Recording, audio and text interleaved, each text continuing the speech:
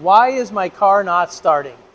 Welcome to Mercie J Auto Care, where compassion and craftsmanship come together. I'm Rick Smith, Master Certified Technician.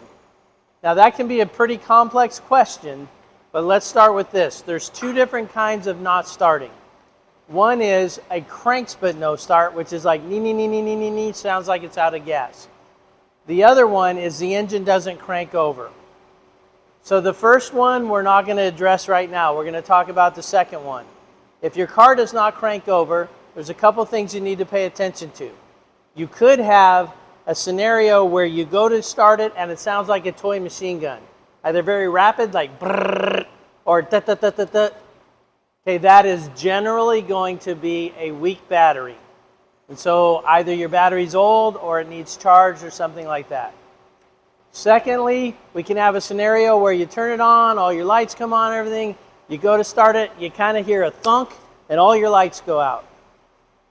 One of the things you can do on that one is turn your headlights on, see if your headlights work, that sort of thing. That one, most often, is a connection at your battery that's weak. So if you tighten up those connections, that might go away. The third one is you either get a single click, click, click, or you get nothing.